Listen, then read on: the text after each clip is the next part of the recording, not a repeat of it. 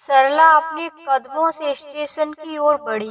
उसे लगा अमित उसे शायद रोक लेंगे, लेकिन बस में चढ़ते टाइम सरला ने पीछे मुड़कर देखा तो अमित नहीं थे।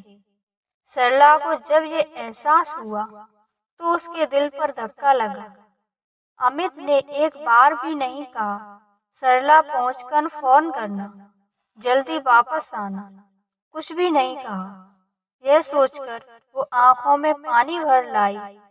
वह चुपचाप बस में बैठ गई जब तक बस निकल नहीं गई।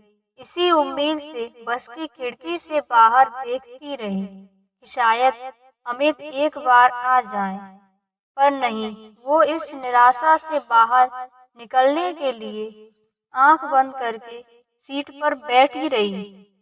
बस वहां से चल पड़ी। अमित बहुत शांत और अपने काम में व्यस्त रहने वाला इंसान था। प्यार तो था या नहीं, पर इज्जत करता था। सरला से उसने कभी कुछ नहीं कहा। सरला ने जो कुछ भी मांगा उसने बिना प्रश्न किए दिया, लेकिन उसने कभी सरला से नहीं पूछा कि तुम कैसी हो, तुम्हें कुछ चाहिए, तुम खुश हो या दुखी। अमित कमरे में तब आते जब सरला सो चुकी होती है। सरला का मन बहुत रोता था। वह सोचती, बताएं तो किसे बताएं, माँ को बताएं तो क्या गुजरेगी माँ पर, दीदी को भी कैसे बताएं, वो जीजाजी की आदतों से परेशान है। अमित ऑफिस से लौटने के बाद अपनी माँ के कमरे में चले जाते।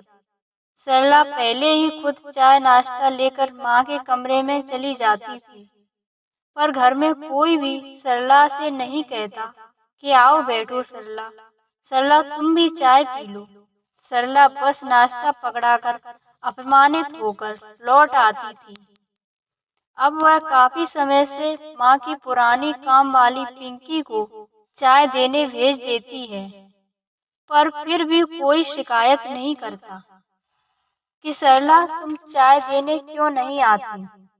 इस शहर में अमित का खूबसूरत बंगला था। माँ की एक इकलौती बेटी थी जो पापा के रिटायर होने पर शहर वापस आ गई थी, और जब ये पापा की सारी जिम्मेदारियां अमित पर आ गई थी।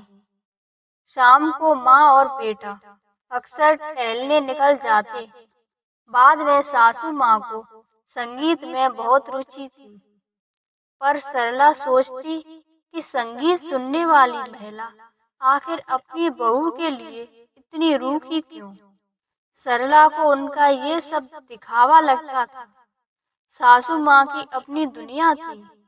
वो संपन्नता से पली बड़ी थी, जहाँ जोर से बोलना हंसना सब असभ्यता थी। सरला शादी से पहले अपनी हंसी के लिए पहचानी जाती थी, पर अब हंसी नहीं, बस चुपके चुपके उसकी आंखें रोती हैं। शुरू शुरू में जब वो हंसती तो सासू माँ अजीब नजरों से उसे देखती, पर कहती कुछ नहीं थी।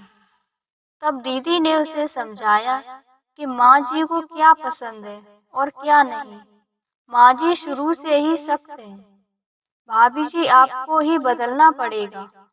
आज से लगभग 4 साल पहले राजू भैया कनाडा पढ़ने गए थे। माँ जी नहीं चाहती थी, पर बाबूजी की सह पर, और जब वो वापस लौटे तब कनाडा की बीवी के साथ। लेकिन माँ जी और बाबूजी ने कहा तो कुछ भी नहीं, सभी को बुलाकर बड़ी दावत दी थी। पर माँ जी बाबूजी से बहुत नाराज रही, पर कुछ तो बाबूजी भी परेशान थे। उसके 2 महीने बाद बाबूजी चल बसे। राजू भैया आना चाहते थे, पर माँ जी ने सख्ती से मना कर दिया। उसके बाद राजू भैया कभी नहीं आए। माँ जी उनसे फोन पर बात भी नहीं करती थी। कभी कभी राजू भैया अमित भैया को फोन करके समाचार ले लेते हैं। सरला अक्सर सोचती, मुझे यहाँ क्यों लाया गया है, मेरी क्या जरूरत है। इस घर में सरला अपना वजूद तलाशने लगी थी। उसे लगा कि अपनी डिग्रियों का उपयोग उसे करना चाहिए। बड़ी हिम्मत करके एक दिन उसने अमित से पूछ ही लिया कि वो आसपास किसी स्कूल में पढ़ाना चाहती है।